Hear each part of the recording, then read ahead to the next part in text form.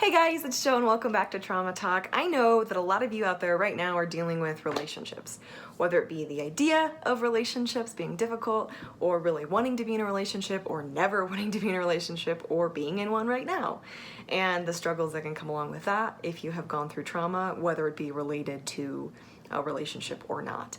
And I wanted to take a few minutes today to talk about that and talk about my relationship with my now husband, Brian, and some of the challenges that have come along with that.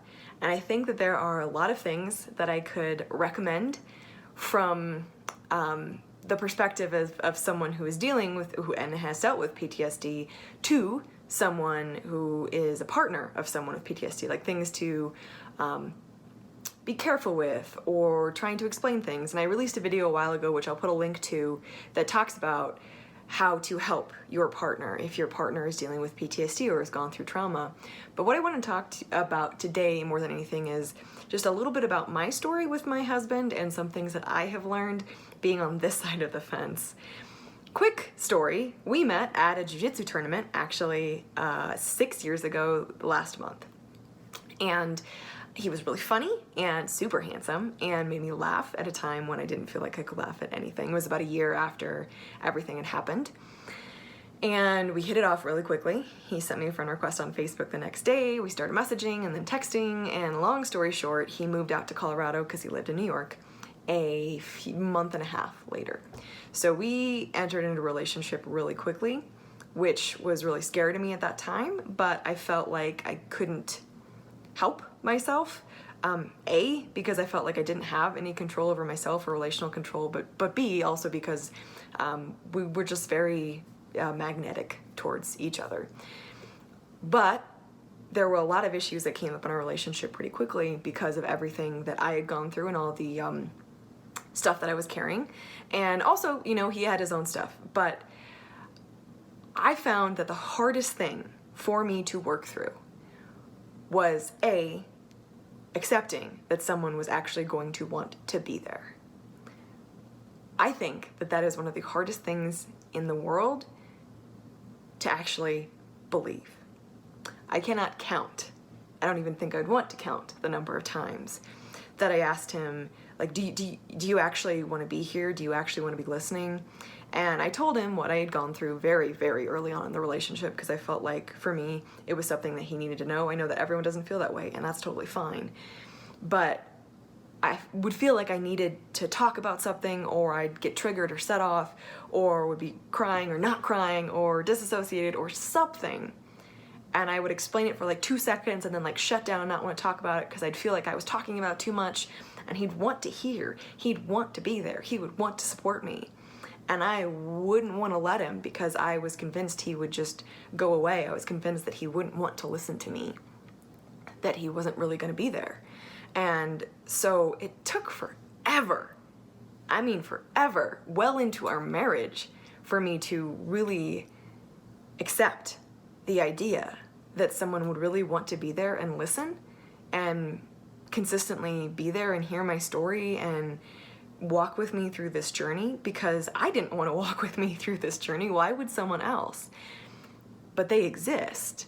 People like that actually do exist, and I was worth having someone like that, and I could not accept that for years. And you're worth having someone walk with you through your journey and through your story to whatever extent you want.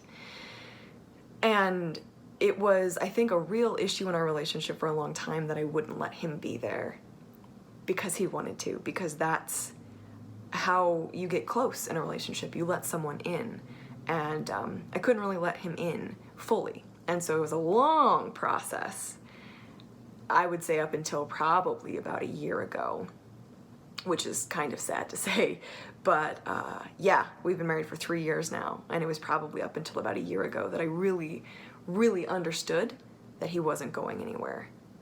And I think the second thing that was extremely challenging and terrifying for me in a relationship is, deep down, I think I was convinced that because my trauma related to a relationship, that it was going to repeat itself in one way or another. And so any sign of conflict any sign of arguing or raised voices or anything felt like being strangled, felt like the world was ending, felt like I was being attacked again. It was not exactly a flashback, but it really felt like that.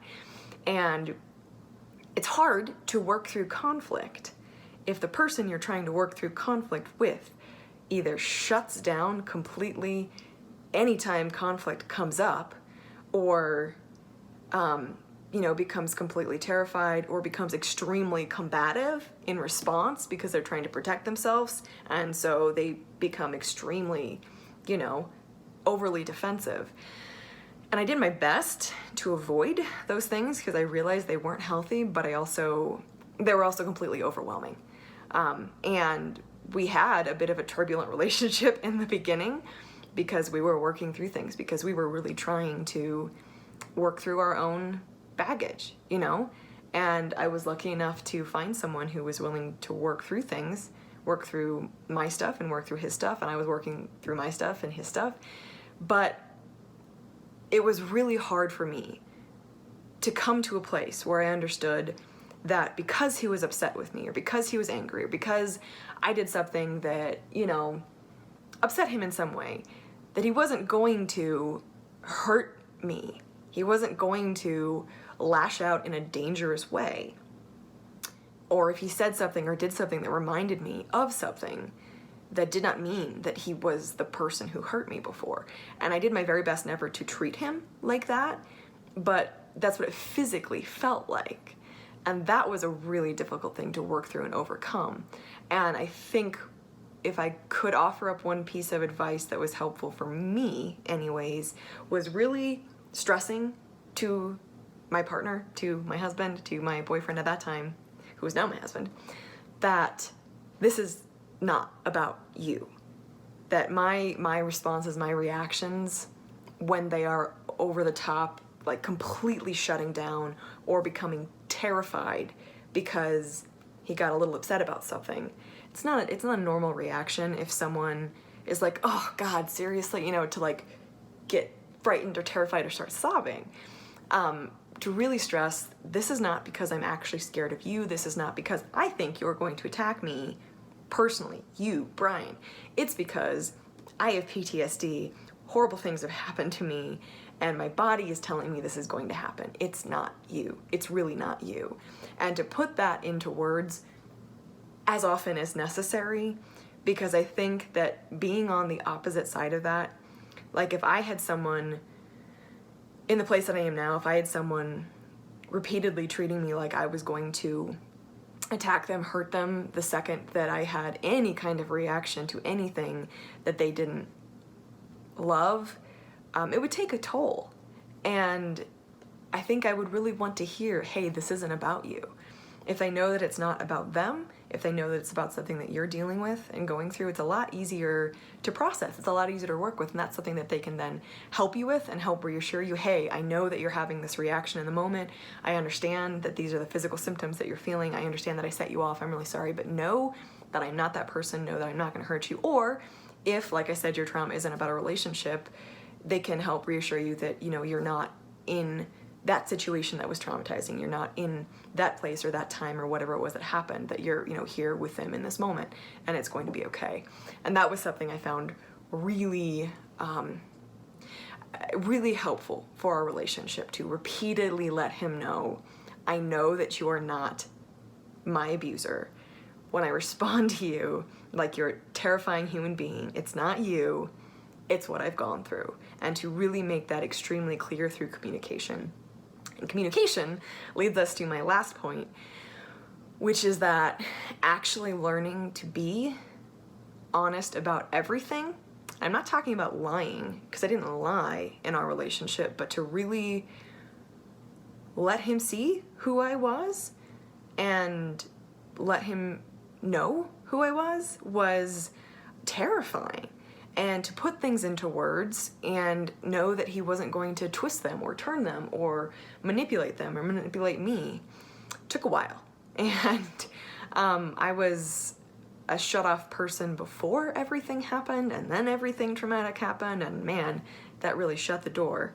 So it took a while to learn to open up, really open up. And I'm not just talking about traumatic things, but just as a human, and communicate about life stuff and about real stuff and about what I do and what I don't like, and have just real conversations, which is really necessary when you're building and working towards building a life with someone. And we actually even went to the extent of going to counseling together before we got engaged, because we knew where we were headed. We knew we were headed for marriage, but we also knew that we had stuff we needed to work through. And so learning to be able to put things into words enough to say, hey, I need help, or I think maybe we need help, or whatever it is, was hard to do. And hard to think that someone, like I said, would still be there. But I was able to do it, and it just took time. And finding someone who is willing to do that with you, who is willing to listen to you, who is willing to stick by you through thick and thin, who is willing to understand that triggers are triggers and it's not about them, as long as you can be communicative about that and clear, and is willing to walk with you through the journey, is important, and can sometimes take a while to find if a relationship is something that you are looking for. Not everyone is looking for that. You're worth it. You are absolutely worth someone who will take the time to slow down, to be patient with you, to work on communication, to meet you where you are, to not rush you along, and to simply sit with you and hold you, or be angry about what happened to you with you, or to cry with you, or whatever it is that you need. They do exist. They are out there if you want them to be, if that's what you hope to find, if that was what you're looking for. I know I really didn't think it was possible. I did not believe in love, period, end of story. It did not exist. There were not good enough people out there who were going to care about me or love me. That's where I was, in my head at that point in my life before I met Brian. I didn't believe in love. And then he really changed that for me. And here we are 6 years later, married and doing really well. So I just wanted to take a few minutes today to share my story, and also say that there is so much more to it. But those were just the things that kind of popped to the top of my head. I know that being in a relationship, when you are dealing with the aftermath of trauma and PTSD, is hard.